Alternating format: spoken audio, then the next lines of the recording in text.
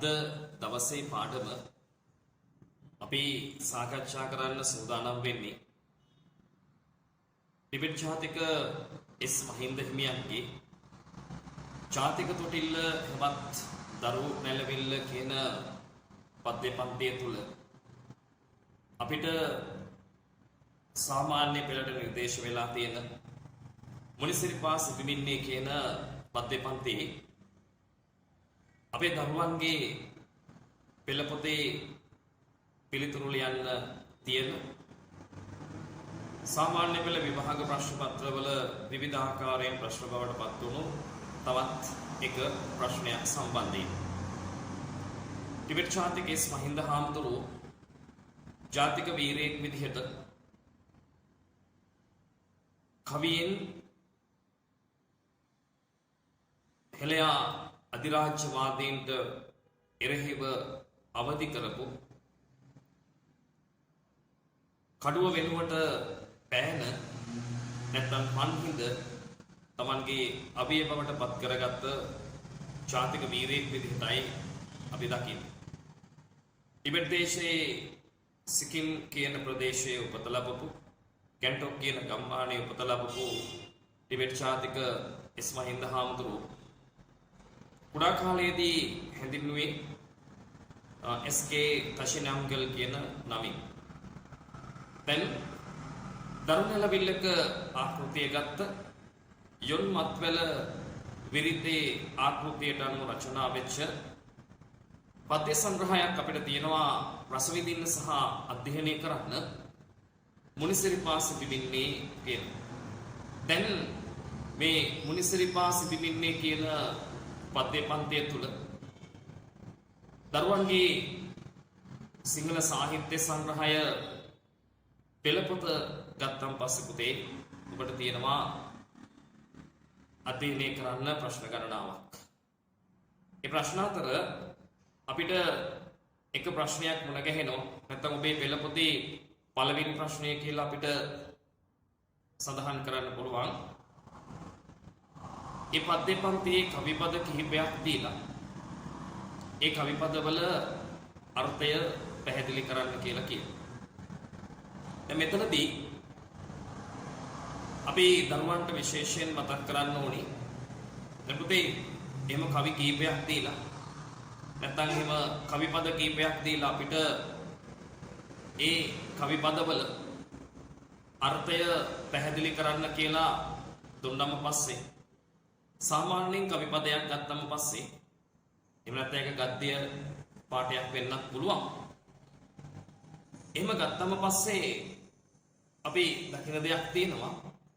ඒ ගද්‍ය හෝ පද්‍ය පාඨයක් තුල ඒ ගද්‍ය හෝ පද්‍ය පාඨය කියවද්දී මතුවෙන අදහසක් තියෙනවා.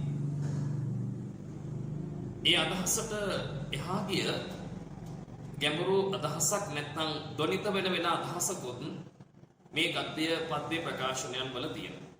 අපි විශේෂයෙන්ම සාහිත්‍ය අධ්‍යයනය කරන දරුවෝ විදිහට මෙන්න මේ ව්‍යංගයෙන් ප්‍රකාශ කරන නැත්නම් ධනිතාර්ථවත්ව ප්‍රකාශ කරන එහෙම නැත්නම් මේ මතු පිට අර්ථයට යටින් තිබෙන වෙනත් අදහසක් තිබෙනවා නම් ඒ හරහා ප්‍රකාශ කරන්න හදන පුළුල් කාරණයක් තිබෙනවා නම් ඒ කාරණය පිළිබඳව අපි අපේ රසවින්දනය තුල එහෙම නැත්නම් විචාරය තුල එහෙමත් නැත්නම් ඒ අරුත් පැහැදිලි කිරීමේ ප්‍රශ්නයට පිළිතුරු ලියන ඒ පිළිතුර තුල අපි අවධානයට ලක් කරන්න ඕනේ.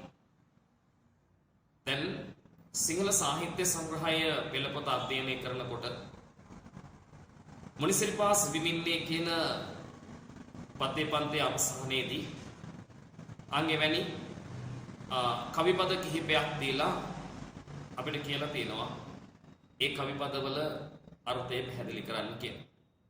ඉතින් අපි බලමු කොහොමද ඒ දීලා තියෙන ප්‍රශ්නයට පිළිතුර ලියන්න කියලා. ඔබට දීලා තියෙනවා සිංහල සාහිත්‍ය සංග්‍රහයේ පහත සඳහන් යෙදුම්වල අරුත් පැහැදිලි කරන්න කියලා. දැන් එතන අපි පළවෙනි යෙදුමට ගත්තොත් පළවෙනි යෙදුම තුල ඔබට දෙනවා කරදර දහසක් හමු වී ඉන් තැකිනම් සිනා වෙවි.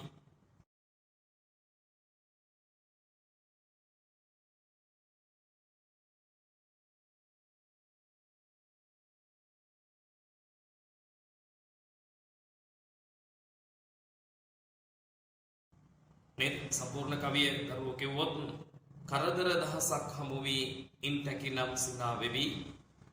ඔහු මෙලොවට පහළ දෙවි රජකැයි සලකනු මැනවි. දැන් අපිට මේ පද්‍යයේ කරදර දහසක් හමු වී ඉන් තැකිනම් සිනා වෙවි කියන මේ කවිපද දෙක දීලා තියෙනවා අරුත් පැහැදිලි කරන්න කියලා. කරදර දහසක් හමු වී ඉන් තැකිනම් සිනා වෙවි.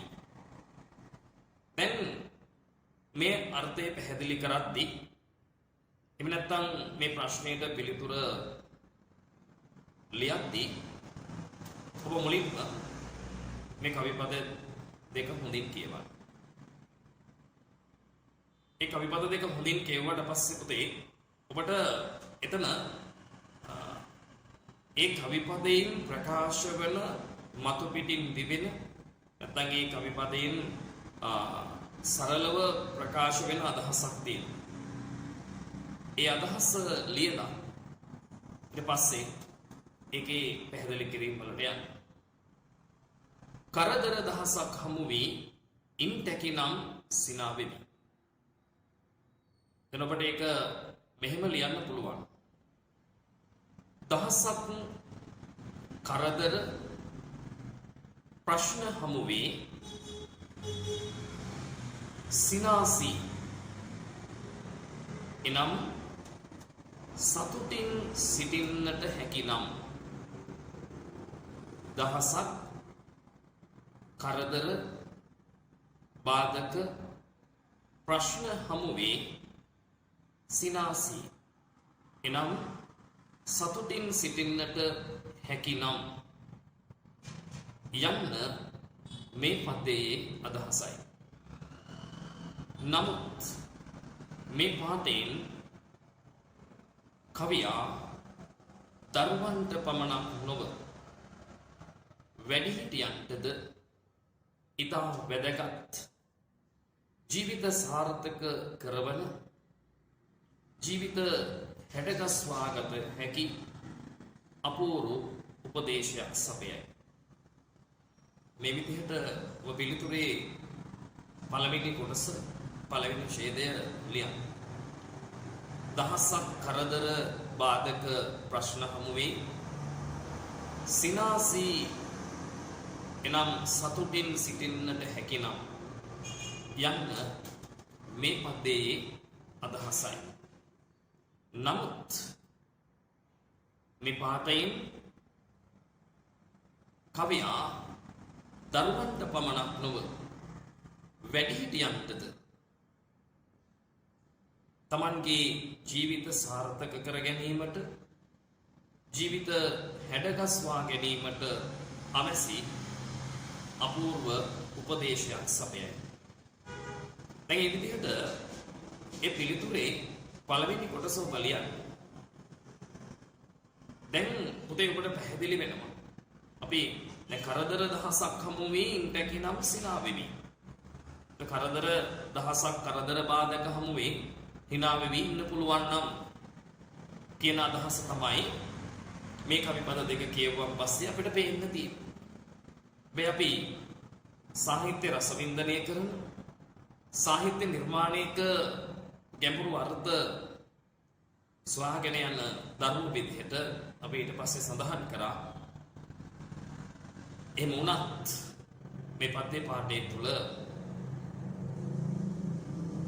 මේක දරුණු ඇලවිල්ලක් මේක දරුවෝ වෙනුවෙන් කරන ආමන්ත්‍රණයක් වුණාට දරුවන්ට වගේම වැඩිහිටියන්ටත් තමන්ගේ ජීවිත සාර්ථක කරගන්න හැඩගස්වා ගන්න අවශ්‍ය අපූර්ව උපදේශයක් සපයනවා කියලා. ඊට පස්සේ ඔබ ලියන්න මොකක්ද අපි සපයනවා කියලා පෙන්වන්න හදන ජීවිතවලට ලබා දෙනවා කියලා කවියා ව්‍යංගෙන් නැත්තම් දොනිත කරන්න හදන අදහස මොකක්ද කියන එක ඔබ ඊට පසුව පැහැදිලි කරන්න. දෙරද පොතේ අපිට මෙහෙම ලියන්න පුළුවන්. ලොව ජීවත් වන කාහට වද විවිධ හේතු නිසා කරදර බාධකවලට මුහුණ දෙන්නට සිදුවේ. එය පොදු තත්වයකි.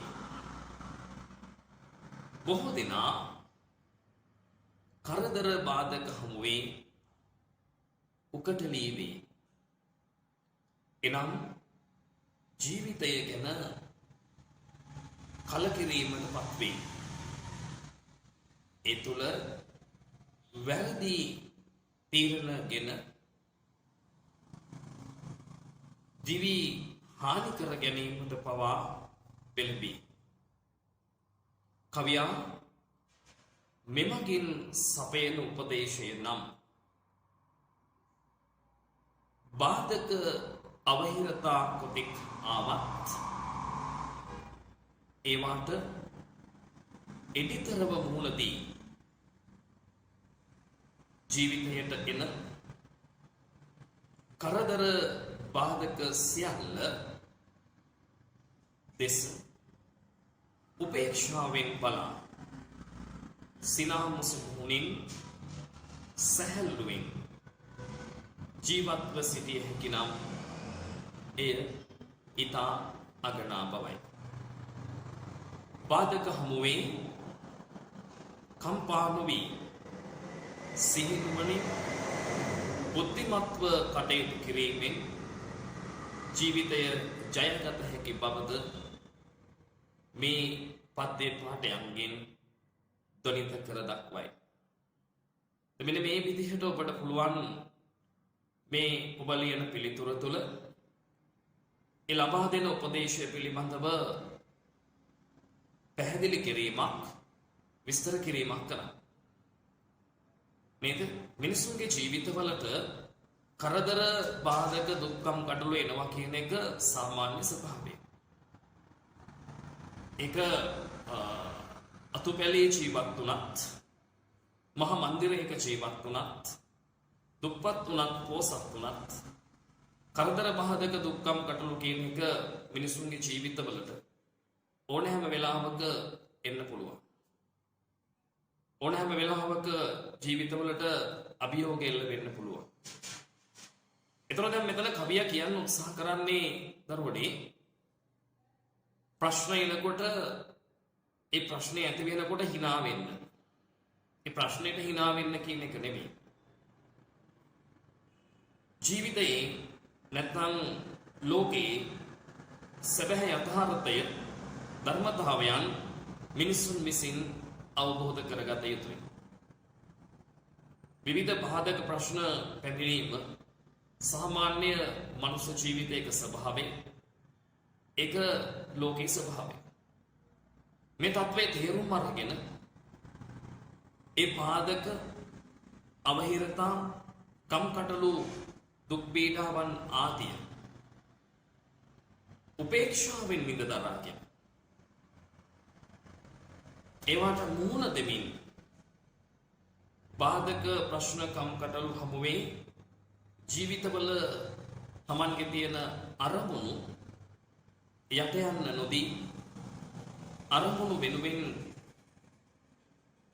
කැප වෙමින් ජීවත් වෙමින් බාධක කම්කටොළු හමුවේ Tamanගේ අරමුණු Tamanගේ ඉලක්ක සාර්ථක කරගන්න පුළුවන් නම් ඔහු තමයි ඥානවන්තයා බුද්ධිමතා සහ ඔහු තමයි වීරයා කියන පණිවිඩය සමාජයට දෙන්න ටිබෙට් ජාතිකයේ මහින්ද හාමුදුරුවෝ මේ පද්‍ය තුළ උත්සාහ කරලා තියෙනවා. ඔබේ පළවෙනි ප්‍රශ්නේ පළවෙනි පාඩයන් ඔය කියන අදහස් එක්ක පැහැදිලි කිරීම කරන්න පුළුවන්.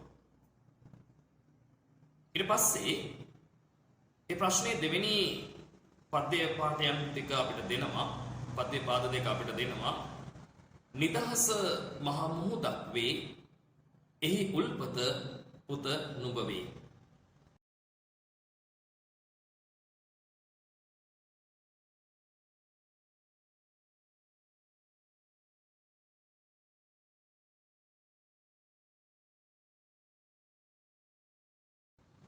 නිදහස මහ මුහුදක් වේ. එහි උල්පත පුත නුඹ වේ. ඊටම වැදගත් අදහසක් කවියා ප්‍රකාශ කරන්න උත්සාහ කරනවා. නිදහස මහ මුහුදක් වේ. එහි උල්පත පුත නුඹ වේ. නිදහස මහා මුහුදක් වේ කියලා කියන්නේ. ඒක නිකන් මහා මුහුද වගේ මහා මුහුද වගේ විශාලයි. කවිය කෙලින්ම එහෙම නෙවෙයි කියන්නේ. නිදහස මහා මුහුදක් වේ. අපි දන්නවා මේ වගේ යෙදුම් අපි සලකන්නේ අපේ භාෂාව තුළ අපේ සාහිත්‍ය විග්‍රහයන් තුළ රූපකාර්ථවත් යෙදුම් කියලා. දැන් කවියා මෙතන රූපකයක් යොදනවා. ඒ රූපකය තුළ අපි දන්නවා රූපකයකින් කරන්නේ මොකද්ද කියන කාරණය. උපමාව සහ උපමේය යන දෙකම එකක් කොට සැලකීම. උපමාව සහ උපමේය යන දෙක එකක් කොට සලකා ප්‍රකාශ කිරීම අපි කියනවා රූපකාර්ථවත් යෙදුමක් කියලා. ඒ කියන්නේ උපමා වාචී නිපාතයන්ගෙන් සමාන කිරීමකින් තොරව ඒ අදහස ඒකමයි කියලා තහවුරු කරන්න ගන්න උත්සාහය. කවියා මෙතන ප්‍රබල රූපකයක් යොදා ගනිමින් තමයි මේ පද්‍ය රචනා කරන්නේ. දැන් නිදහස මහ මුහුදක් වේ. එහි උල්පත පුත නුඹ වේ. ඔබට ඒකේ පළවෙනියටම අපි කලින් ලිව්වා වගේම පැහැදිලි කිරීම කරන්න පුළුවන් මේ විදිහට. මේ පැවසෙන්නේ නිදහස මහ මුහුද තරම් විශාල බවය. එහි උල්පත නුඹය. යනුවෙන් කවියා පවසයි. නිදහස මහ මුහුද තරම් විශාලේ පුළුල්ලිය පුතේ එහි උල්පත නුඹය යනුවෙන් කවියා පවසයි. මේ තමයි මේ පද්‍ය පාදයන් දෙකේ අපි දකින මුල් අදහස. ඒ අදහස ලියලා අපි කලින් සඳහන් කරා වගේම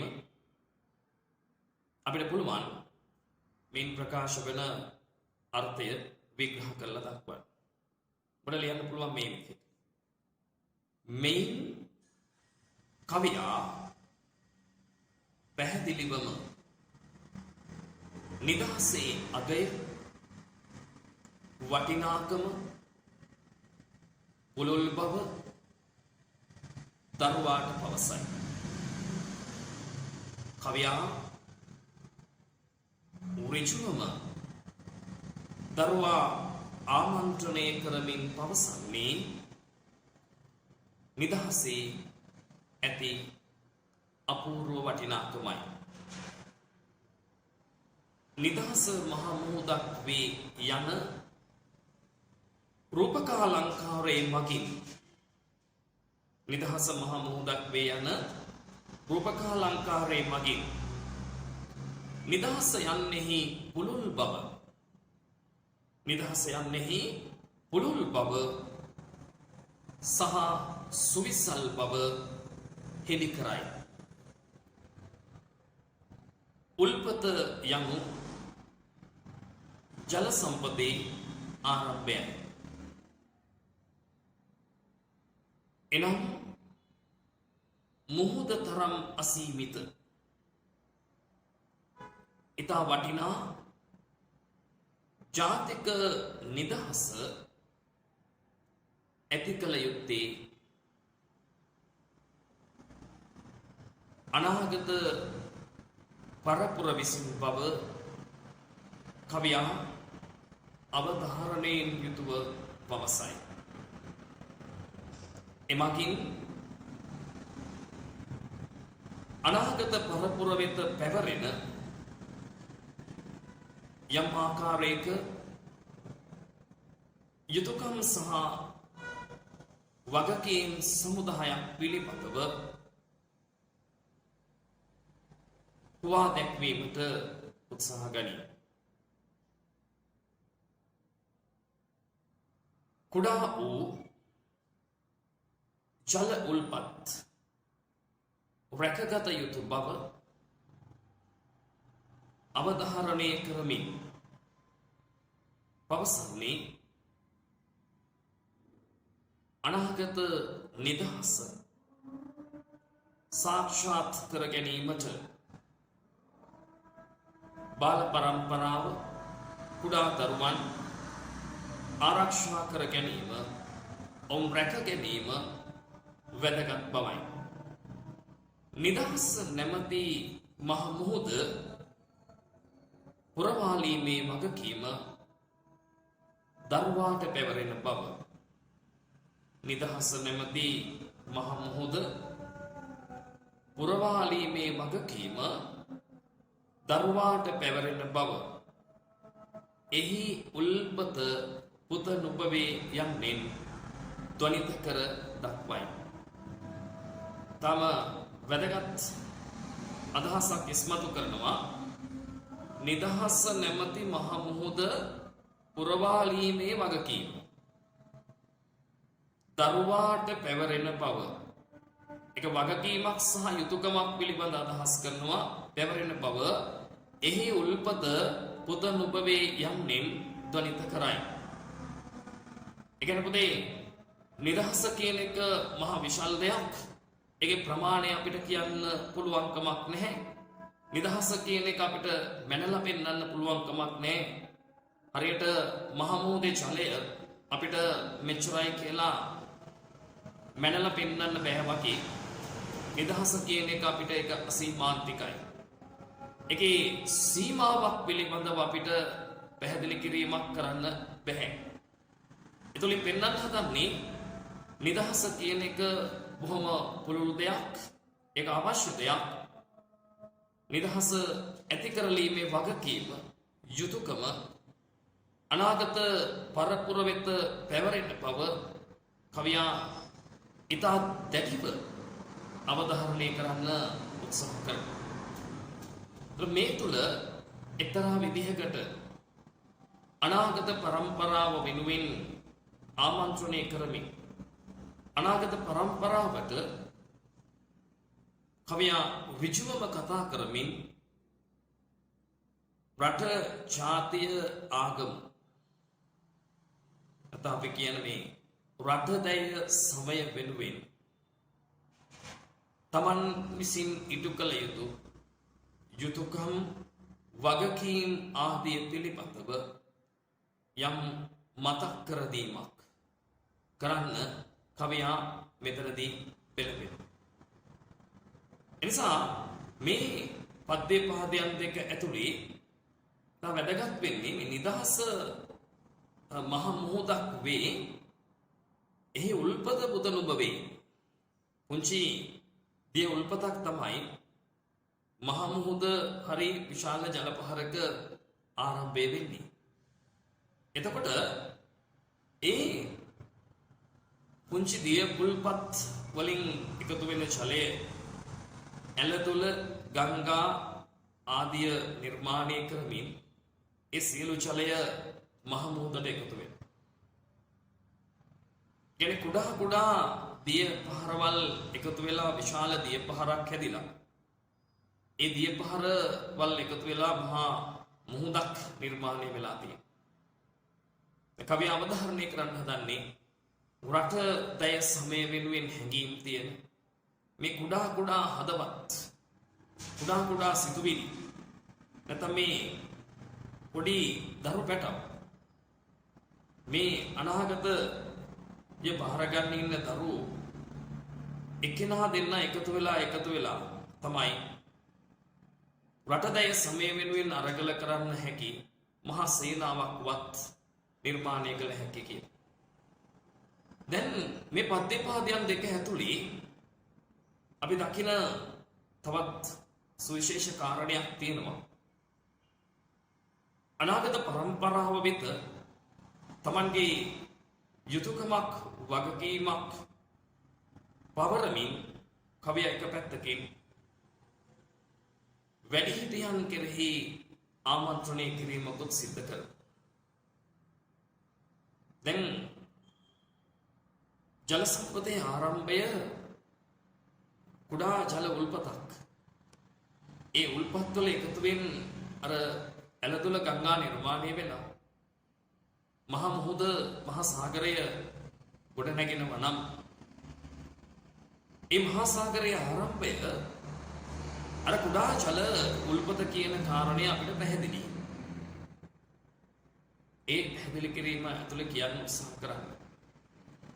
ඒ දිය උල්පත ඒ කුඩා දිය ධාරාවන් ආරක්ෂා කරගත්තේ නැත්නම් මහා මුහුද තරම් විසල් ජලතලාවක් ලෝකයේ ඇතුළේ නිර්මාණය වෙන්න විදිහක් නැහැ. වැඩිහිටි පරම්පරාවට පණිවිඩයක් දෙනවා කවියා. අපි ජලය නැමැති සම්පත ඒක ලොකු සම්පතක්, ඒක වටිනා දෙයක්. ඒ ජලය නැමැති සම්පත අපිට ගොඩක් ප්‍රයෝජනවත්. ඒ ජල සම්පත රැකගන්න නම් අර කුඩා දිය උල්පත් ආරක්ෂා කළ යුතුයි. වැඩිහිටියන්ට මතක් කරනවා අනාගත රට ජාතිය ආගමේ නිදහස වෙනුවෙන් අධිරාජ්‍යවාදීන්ට විරුද්ධව මෞබිමේ නිදහස වෙනුවෙන් අරගල කිරීම වෙනුවෙන් අර ජල සම්පත ප්‍රයෝජනයට ගැනීම සඳහා කුඩා දිය උල්පත් ආරක්ෂා කළ යුත්තා මෙන් මේ අනාගත පරම්පරාව ආරක්ෂා කළගත යුතුයි කියන පණිවිඩය, ඒ ආරක්ෂා කිරීම වැදගත් කියන ප්‍රකාශය මේ වෙලාවේ අවධාරණය කරමින් මුදාහරින්න මේ වෙලාවේදී කවිය උත්සාහ කරනවා. එනිසා මේ පද්‍ය පාද දෙක ඇතුළේ නිදහස පිළිබඳ ඒ වටිනාකම පිළිබඳව වගේම නිදහස කියන එක අපිට මේ මොහොතේ හිතලා තව ටික වෙලාවකින් එහෙම ජයග්‍රහණය කරන්න පුළුවන් නිදහසක් ගැන නෙවෙයි මේ කියන්නේ. මේ අධිරාජ්‍යවාදීන්ට විරුද්ධව අරගල කරමින් සමස්ත ශ්‍රී ලාංකේය ජාතිය නිදහස ගැන ඉස්මහින්ද හාමුදුරුවෝ කරන ප්‍රකාශය තුළේ බරපතල කියවීමක් අපිට කතුවරයා ඉදිරි කරනවා. උඩ මේ කියන අදහස් ටික දරුවන්ට කල්පනා කරමින් මේ පැහැදිලි කිරීම කරන්න පුළුවන්. ඒ ප්‍රකාශයේ අරුත් පැහැදිලි කිරීම කරන්න පුළුවන්. ඊට පස්සේ පුතේ තුන්වෙනි පාඩේ විදිහට අරුත් පැහැදිලි කරන්න අපිට දීලා තියෙන්නේ මොකක්ද? එතන කතුවරයා සඳහන් කරනවා මේ විදිහට. කාටත් හිමි පොදු දේ නම් නැති බැරි හිඟ අවහිරකම්.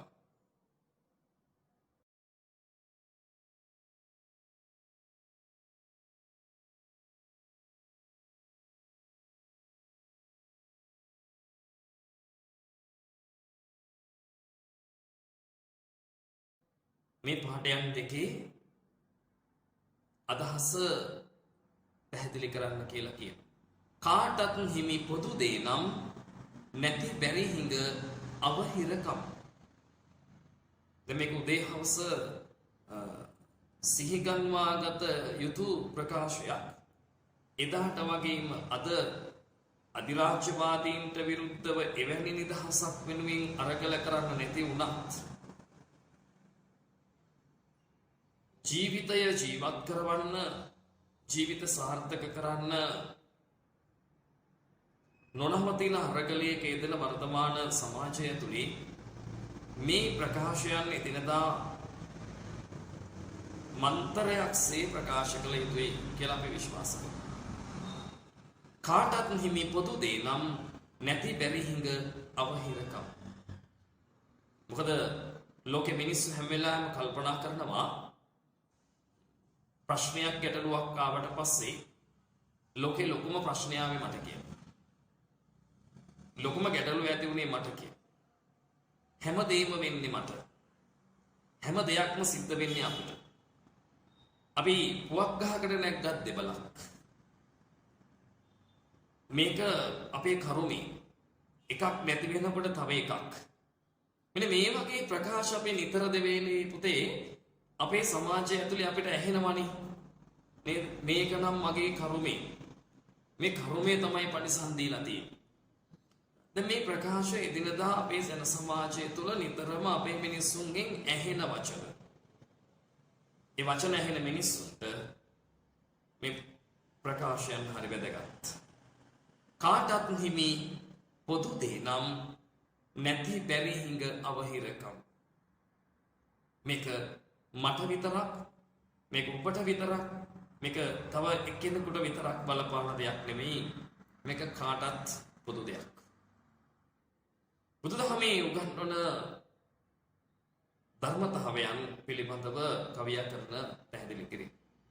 හරි. දැන් පිළිතුරේදී අපි කොහොමද ලියන්නේ? අර වගේම මුලින් අපි මෙහිම සඳහන් කරමු. නැති බැරිකම්, අගහිඟකම්, දුෂ්කරතා,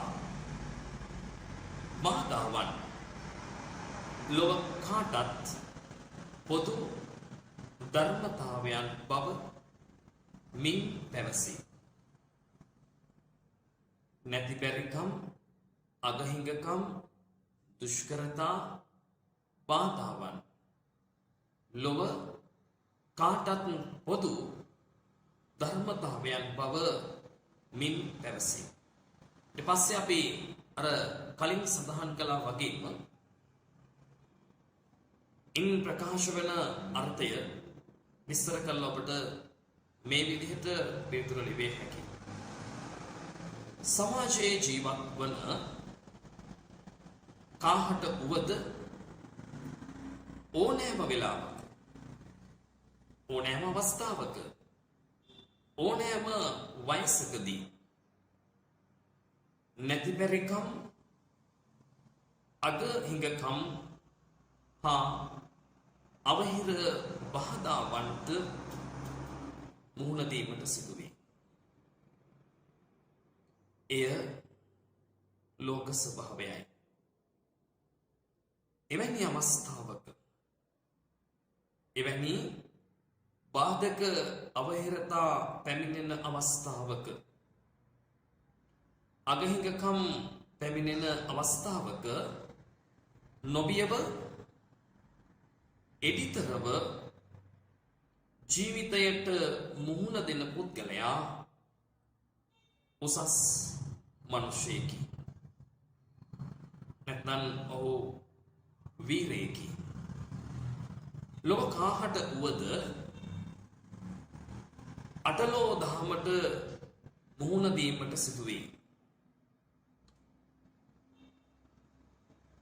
එහිදී අවහිරතාවයන් මැඩගෙන අගහිඟකම් වලට ජීවිත ආපස්සට යන්නට ඉඩ නොදී ඒවා ඉදිරියේ කම්පාවට පත් නොවී කටයුතු කිරීම අත්‍යවශ්‍ය බව කවියා මේ පද්‍ය පාඨයන්ගෙන් අවධාරණය කර මතු කර දක්වයි. දැන් මෙන්න මේ වගේ පැහැදිලි කිරීමක් ඔබට කරන්න පුළුවන් අපි කතා කරපු කරුණුත් එක්ක. බුදුදහමේ උගන්වන ලාභ අලාභ යසායස නින්දා ප්‍රශංසා වගේ ඒ අටලෝ දහම තුල කතා කරන්නේ ලැබෙන්නවත් පුළුවන් නැති වෙන්නත් ලාභ අලාභ. ලාභ වෙන්නත් පුළුවන් අලාභ වෙන්නත් පුළුවන්. ලාභයේදී සතුටු වෙලා ජීවිතය විඳලා අලාභයේදී ජීවිතයෙන් පලා යනවා නම් ඒක නෙමෙයි ජීවත් වීම කියලා කවියා මෙතන අවධාරණය කරන්න උත්සාහ කරා. කවියා මෙතන සියලු දෙනාට පණිවිඩයක් දෙනවා. ඔබේ ප්‍රශ්නය තමයි ලොකුම ප්‍රශ්නය. මගේ ප්‍රශ්නේ තමයි බරපතලම ප්‍රශ්නය. මං තමයි මේ ලෝකේ වැඩියෙන්ම ප්‍රශ්නෙට මුල දීපු මිනිසයා කියන හැඟීම හදවතින් ඉවත් කරන්න. ලෝකේ ඕනෑම කෙනෙකුට ඕනෑම වෙලාවකදී ඕනෑම තරාතිරමක ඉන්න කෙනෙකුට ප්‍රශ්න ඇති වෙන්න පුළුවන්. දුප්පත් අතුපැලේ ජීවත් වෙන මිනිසයා හිතනවා නම් මට තමයි ප්‍රශ්න තියෙන්නේ. රජමාලිගාවේ ජීවත් වෙන රජුරවන්ට ප්‍රශ්න නැහැ කියලා. රජුරව කල්පනා කරන්නේ මේ රජකම හින්දා මම මාර ප්‍රශ්න ගොඩකට මුණ දෙනවා.